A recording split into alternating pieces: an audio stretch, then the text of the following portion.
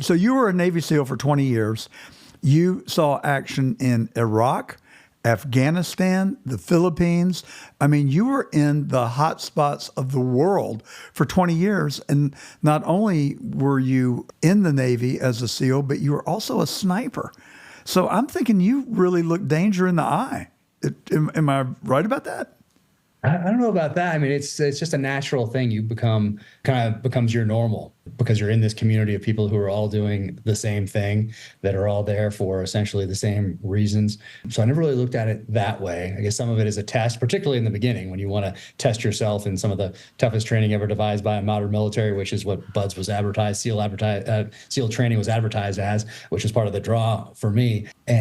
But the whole time, and the action in the Philippines was a little different. It was really an advise and assist mission, meaning I was attached to a Philippine Marine element and their general, actually, I took the position of being essentially a student because he'd been fighting an insurgency in the Southern Island chain for all of his adult life. So I really got to be essentially a student and then help them out with some of our more technical capabilities. But they were the ones going in, really doing the job, and we'd support with medical and intelligence and that sort of a thing. But I learned a ton on that deployment, even though it wasn't kinetic as the ones in Iraq and Afghanistan when you're kicking indoors in the middle of the night or coming in on targets in vehicles or aircraft or whatever else. But it was a dynamic 20 years, I would guess you could say. So tell us about Iraq and what was your experience there?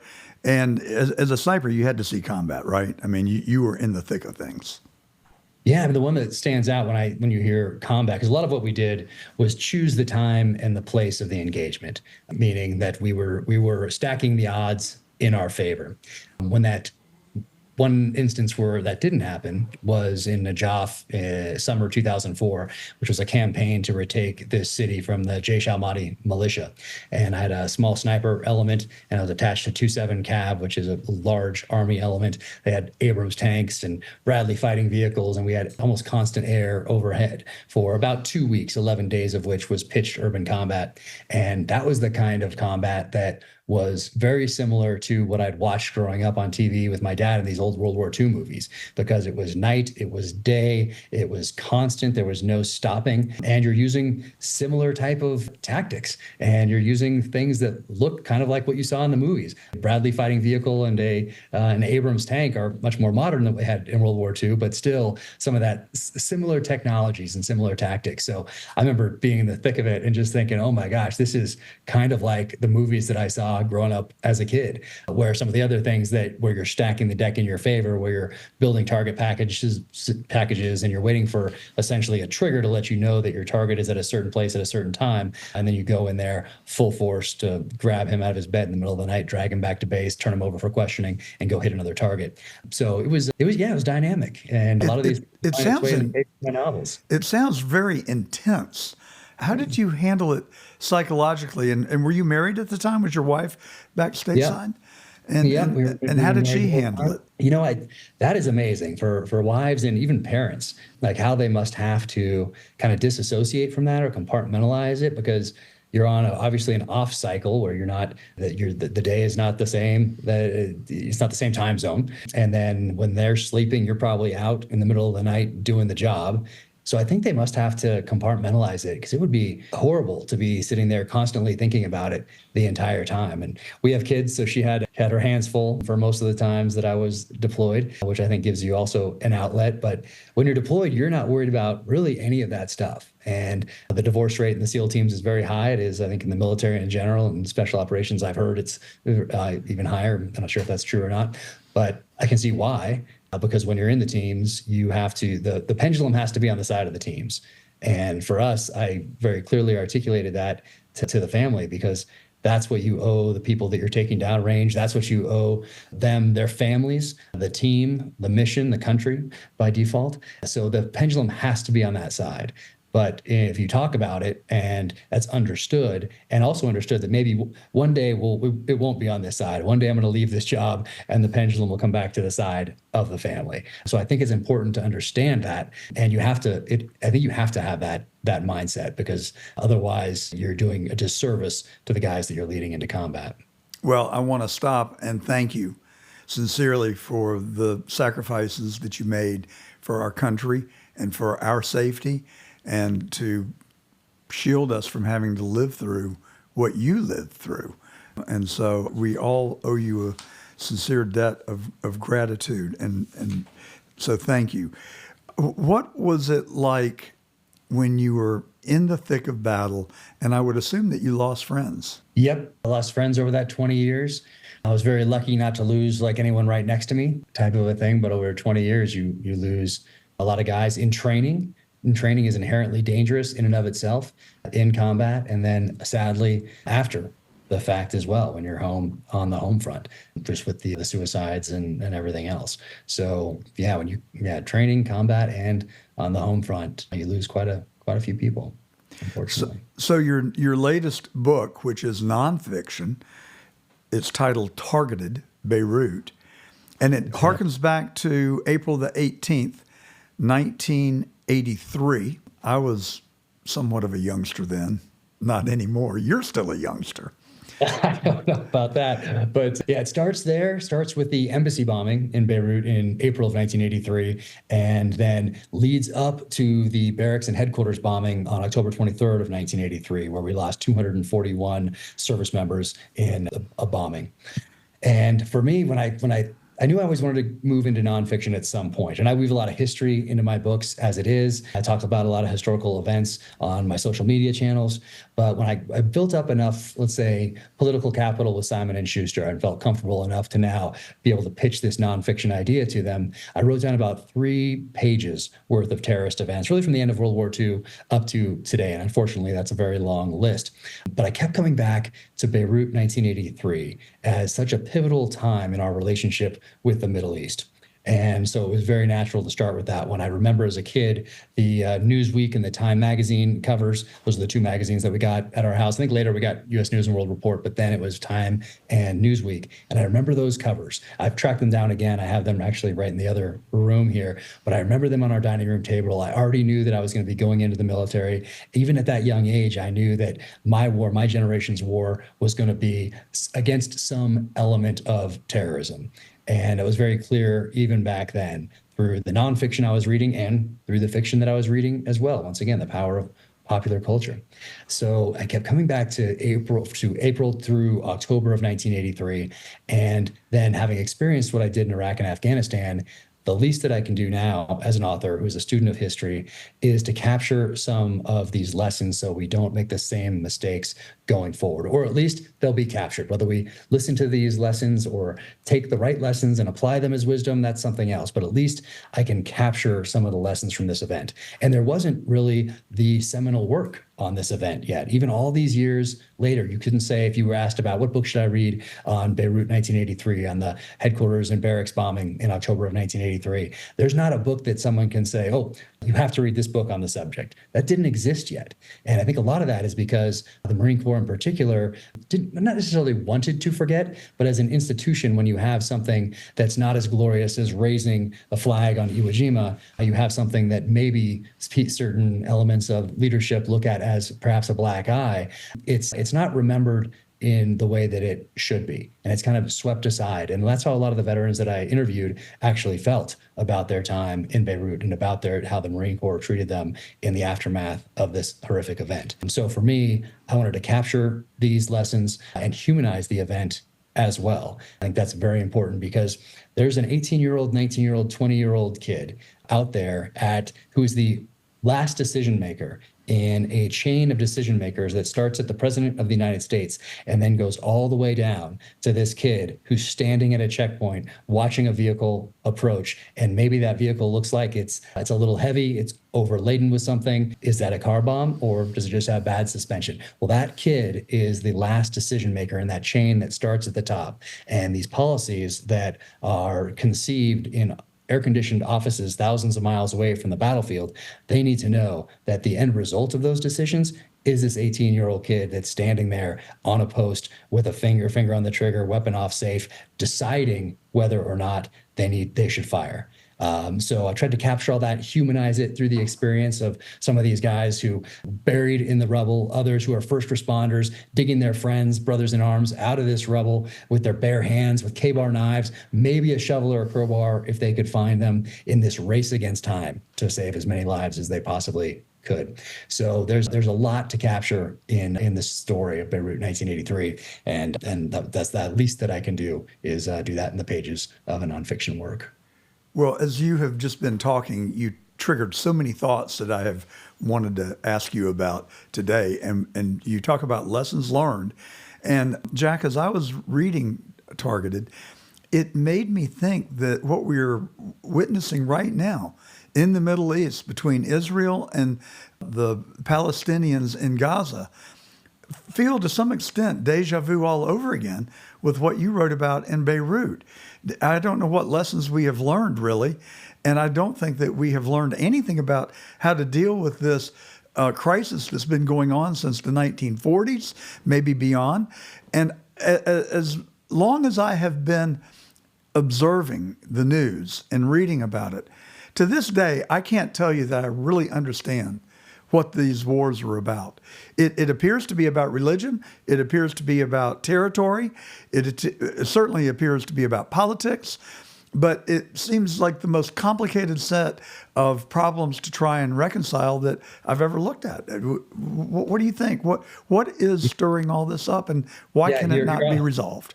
You're on the exact right track. There are all those factors at play, and that makes it so complicated. And to complicate it further is that every country or organization that has a stake in the Middle East also has internal politics at home, not just the politics of the region. So let's say you have Israel. Well, yeah, they have certain politics on the home front as well, and they have civilians in charge of the military. Back in the United States, we have political pressures from all sides, and we have a civilian in charge of the military.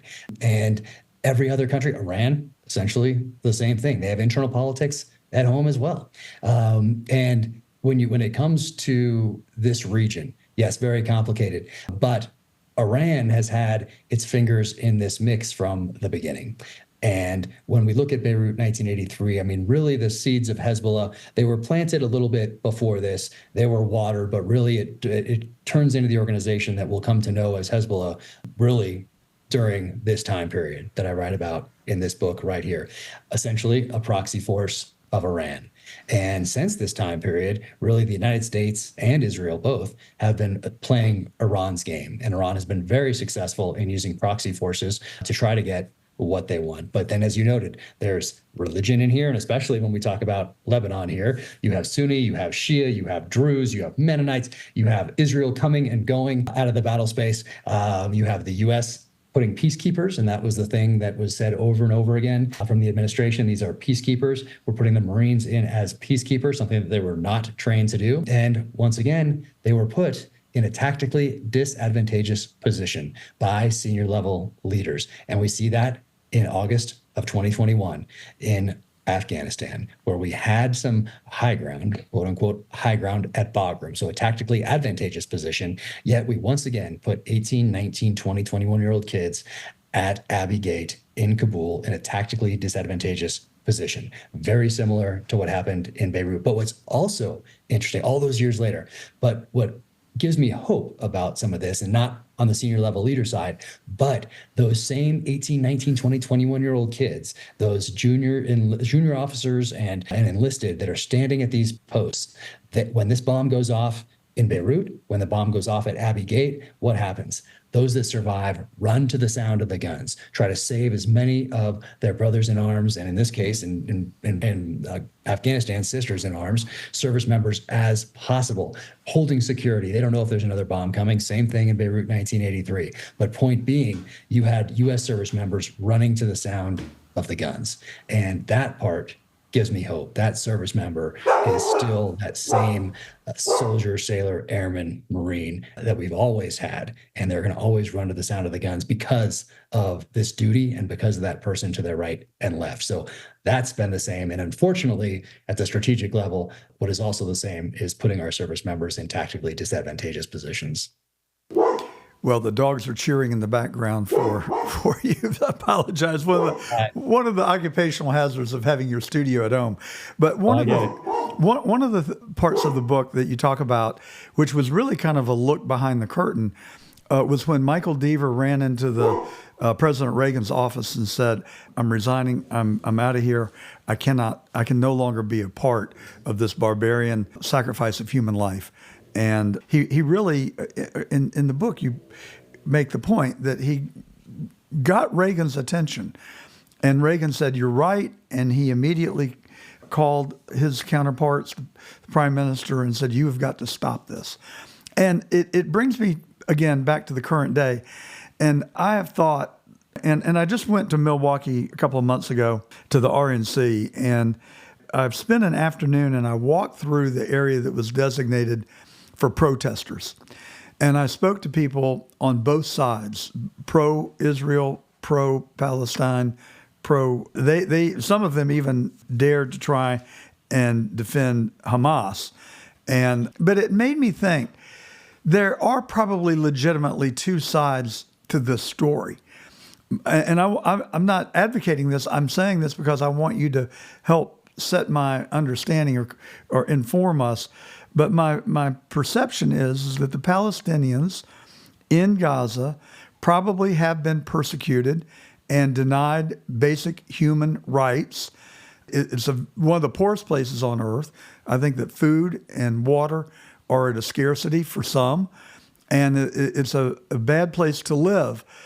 But my retort to that is, as much as I want to be compassionate, when someone cuts off the head of a child and kills a pregnant woman, there is no way to be compassionate toward them, or kill 200 people at a pop music festival, which is exactly what I said to these pro-Palestinian protesters that turn a complete blind eye to that, and in fact are in denial that they've done anything that is wrong or barbaric as the things that I just described.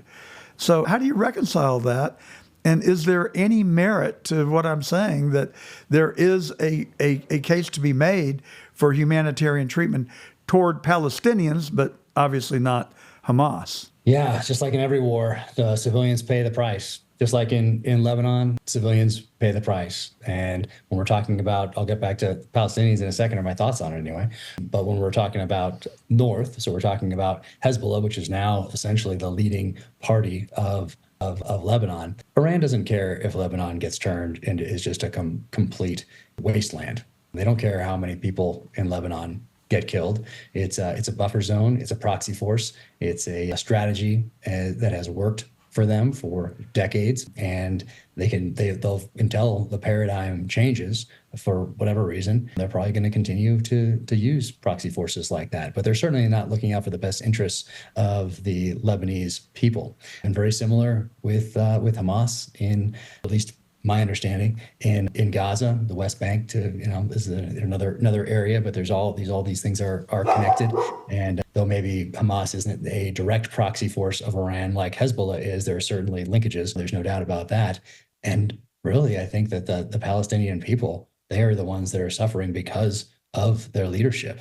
And whatever happens at the end of this war in Gaza, then I just talked to Haviv Reddick Gur the other day, who's a former IDF medic and who is a journalist for the Times of Israel.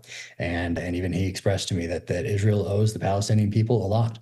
And that's going to have to be a part of this, obviously, and any sort of reconciliation that occurs when hostilities are over and when Hamas is essentially eradicated. And then you get back, of course, come around to how do you kill an idea type of a thing? And is Hamas an idea, or is it a group of people who can be killed and destroyed? And you can probably kill and destroy a group like this. But really, the Palestinian people, they're the ones that are suffering because of that leadership. And it's heartbreaking. Well, I appreciate your insight, and it does help me understand better what is going on. Do you think that there is? I mean, I'm a conservative Republican. I've run for public office as a Republican. I make no secret of it, nor any apology for it. But I am quick to say that I think that our two-party system in America today brings out the worst in certain elements of our society, and it's the fringe elements of both the Republicans and the Democrats, the far right, the far left, that really give each party a bad name. But it used to be that we could have a conversation and a competition for ideas. And people seem to be willing to accept outcomes and results, and we would all work together to make it work. Today, it seems to be a zero-sum game. No, it's all of what I want and none of what you want. And the point that I'm trying to make is that the Middle East, Iran, seems to be very much in that frame, that it's all about what they want. There's no coming to the middle. But the fact of the matter is, I just don't know what it is they want. Do you? Do you know what their end game is and what their objective is in all of this? Oh, they want to certainly push Israel into the sea, kill every last Jewish person, not just in Israel, but in the world. I mean, there are different levels to this. What comes first and what comes second? First is the destruction of Israel. And of course, long term, it's reestablishing that caliphate worldwide. So there's different levels to all of this. And it's not simple. There are complexities to this. Let's say one of them being Russia's relationship with Iran vis-a-vis the US's relationship with Israel. So I think this is why some people pressure Israel to exercise constraint in going into Tehran and assassinating people, or going off and doing these things to either destabilize that regime or to put some of these proxy forces on their heels. Well, I think that, and this is just speculation, that some in the US would rather have them exercise constraint, because if something does turn into a regional war, although I don't believe we have a treaty with Israel, we would probably come to Israel's defense. And the Russian interest in Iran right now, essentially their front sight focus is the drones that Iran is supplying to Russia that are being used so effectively in Ukraine. So if either Israel or Israel with the help of the United States destroys these factories or tries to destroy these factories in Iran, well, then Russia now has a vested interest in keeping that from happening. So that's the larger scale war that moves outside of the confines of the Middle East. So it's not totally cut and dry. What is cut and dry is that anyone who crosses a border, comes in, specifically targets innocents, kills women and children and elderly, and that is the very definition of terrorism, is going after civilian targets for a political end. And those people just need to be killed. Well, the thing that bothers me the most about the Iranians, and Jack, I know a lot of people, not a lot, I know a handful of people from Iran that live in the United States. They're some of the nicest people I've ever known. And what they will tell you is that the Persians are very nice people. They have a wonderful culture, but it's the leadership that are corrupted and despicable. And it seems to me that rings true. It has the ring of truth. The thing that really bothers me about it is that they do the kidnapping, they commit the atrocities, they engage terrorists, all in the name of religion. And I think that is the most despicable part of the whole conversation, frankly. Oh, sure. There's that. And then you can also go back to the 60s, the early 70s, and see pictures in Tehran. And it looks, I mean, they're Coca-Cola signs, and everyone's wearing Western dress. And it looks like an amazing place to visit. I was talking to somebody not too long ago who took a motorcycle back in the 60s, or maybe it was early 70s, and they went all the way to Tehran on a motorcycle, like a BMW motorcycle. People backpacking through Europe in the 60s, college kids used to have an exotic experience by leaving Europe and going to Afghanistan and going to Kabul as part of this backpacking through Europe. They would zip over there, and there's amazing pictures of Afghanistan from that time period where you could go and explore and have an amazing experience and come home and have that be part of your experience moving forward. And that, not anymore. You don't really spend too much time in those places as a traveler today.